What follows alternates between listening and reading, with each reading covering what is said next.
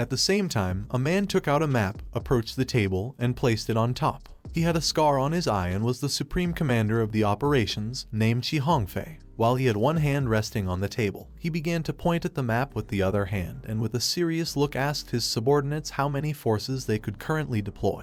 A man wearing glasses approached him, put both hands behind his back, and calmly informed him that they could deploy very few forces, even if they gave the order immediately. The fastest the forces could arrive would be tomorrow. Upon hearing this, Shi Hongfei began pointing to a mountain on the map with his finger and decided that they should first block the most important vulnerability point. He ordered the others to prioritize reinforcing Point A. The man wearing glasses lost his composure. He began to look at Hongfei with a surprised look and shouted that Position B was equally as important as Position A. Hongfei started staring at the map, clenched his teeth tightly, and thought that he was right. However, zone after Point B was far from residential areas, with a wide intermediate strip, so even if the defense line collapsed, they could gradually recover the rear area. He began to imagine the monsters causing chaos in the city and explained to his subordinate that Point A was different, since once it was broken, the monsters could invade the nearest city, Shangyuan, in less than half a month.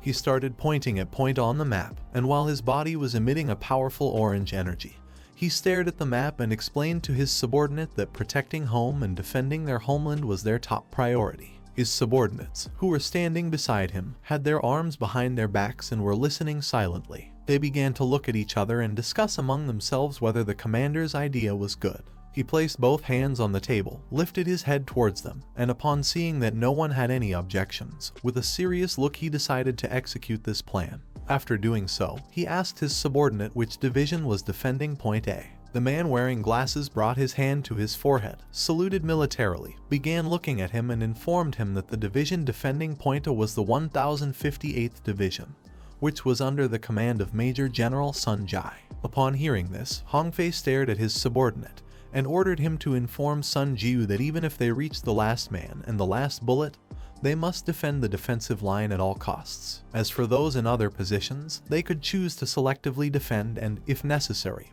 withdraw and reinforce Point A. With this, the meeting ended. All his subordinates responded with an understood, and that's how the meeting ended. At the same time, on the defensive line of the 1182nd Regiment, there was a military base located near the mountains. It was fully occupied and guarded 24 hours a day by armed soldiers. In General Yu's tent, he put his hands behind his back and started pacing around, as he had been informed that they still had to wait 2 days and another 2 days more, a total of about 4 days. He didn't know when this was going to end. Someone who was nearby and cleaning their spear with a cloth asked General Yu if the other front lines were also so crowded lately. This person was none other than Lu Sheng. He was sitting on a crate of weapons, and while holding the spear with one hand, he began to clean it using the other. Then, he turned his head towards General Yu and calmly asked if they couldn't even send reinforcements to the Crack Abyss defensive line. Yu stopped pacing and, with one hand behind his back, began pointing at Lu Shen with the other. He explained that they hadn't stopped sending reinforcements, but what was really lacking were high-level combat forces, stellar ranked ones. He reminded Lu Sheng that level 7 mutant beasts were truly terrifying.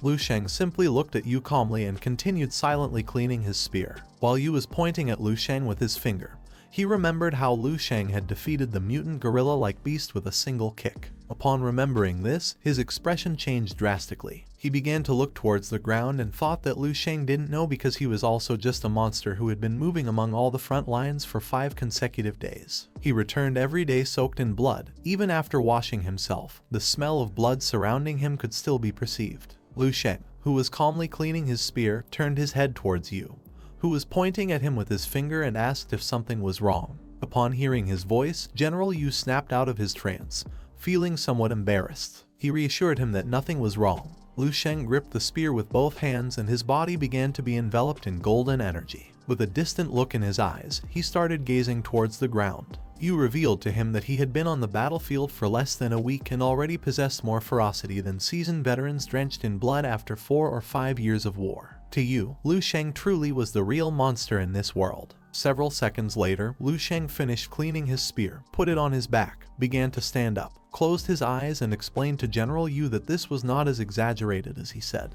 After saying this, he decided to withdraw for now. Yu, who was standing beside him, turned his head towards him with a surprised look and asked him to be careful and also asked him to contact him if anything happened at any time. Lu Sheng responded with an understood. Several seconds later, he approached the tent curtain, moved it with his hand, and upon seeing what was in front of it, he couldn't help but be somewhat amazed and wonder what was happening. Almost all the soldiers present at the camp, including Qin, approached General Yu's tent. Upon seeing that Lu Sheng had come out, they saluted him as a gesture of gratitude for defeating so many mutant beasts, and also wished him good luck and success in his battles. Lu Sheng simply started walking and couldn't help but smile and feel excited and grateful. The soldiers began to praise him as he was really young and promising. They started calling him a future star talent and thought that with him here, this raid would surely be successful. Snowy, who was also present among the soldiers, began to look at Lu Sheng with a loving gaze and remained silent. She decided that she had had enough. She crossed her arms, turned her back on the other soldiers, closed her eyes and started to move away from the area.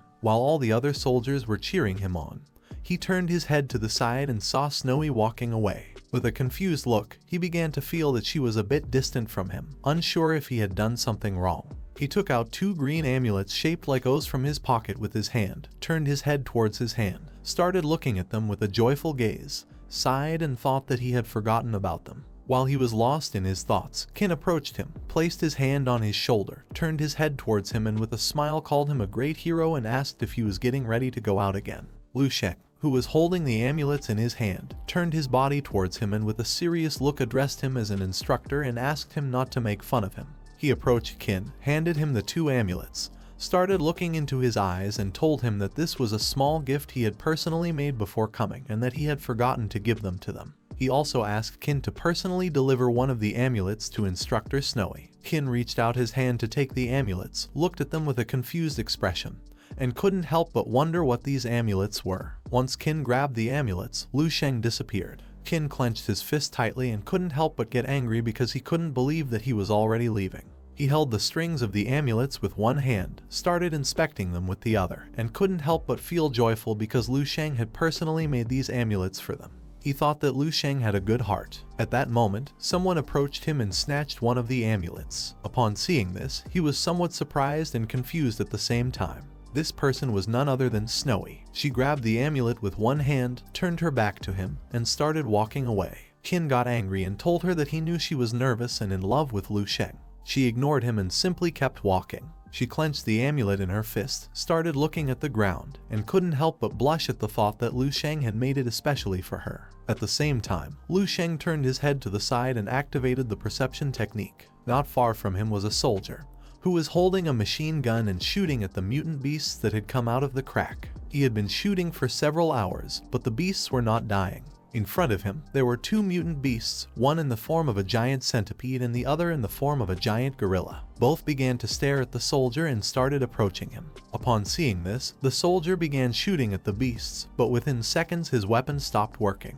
When he looked towards the magazine, he saw that the bullets had run out. Despite this, he was not willing to give up. He threw the gun aside, grabbed his vest with one hand, started looking towards the ground and decided to use his last resort. He took off his vest using both hands and it could be seen that he had 8 grenades attached to his body underneath. He began to look at the beasts with a determined gaze, deciding to die and take a few of them with him. At that moment, a purple energy appeared around the soldier's body. He tried to move but was unable to. Looking down, he saw the purple energy and couldn't help but wonder what was happening. Someone landed near the soldier and started walking towards him. This person was none other than Lu Sheng.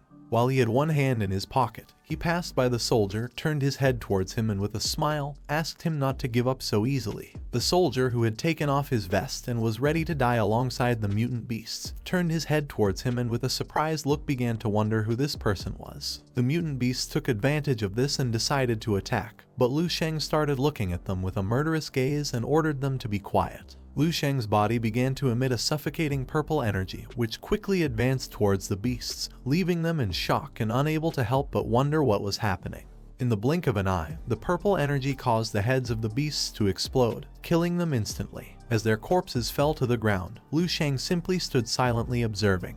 The soldier turned his body to the side and upon seeing this, he was in shock. He began to look at Lu Sheng with a surprised expression and thought that these beasts were level 6. Even in normal times, it would take at least 3 level 6 masters to defeat them. Even their general would need at least 2 or 3 strikes to overcome these monsters. He couldn't believe that Lu Sheng had killed 2 beasts with just one glance. Lu Sheng turned his head towards him and with a calm look, asked him to which division he belonged. Upon hearing this, the soldier placed his hand near his forehead and saluted him. He began to look at him and informed him that he was Colonel Liu Yiking from the 835th Division. When looking more closely, he saw that Lu Sheng was quite young, and seeing that he had such exaggerated power at such a young age, he thought that he would be a strong candidate for a future star. Lu Sheng put his finger under his chin and thought that the 835th Division was the long-range defense force adjacent to the 1182nd Division. In terms of equipment and martial skills, he thought they were stronger than Master Yu. He approached Yiking and with a calm look, he asked him how he had arrived here and also if the defensive line of the 835th Division had extended to this point. Yiking approached him, extended his hand to the sides, began to look into his eyes and revealed to him that the defensive line of the 835th Division had been destroyed. Upon hearing this, Lu Sheng's expression changed drastically. He started looking at Yiking with a surprised look and asked him if this was true. This is the end of the video. If you guys want to see the next part, then don't forget to subscribe and like the video.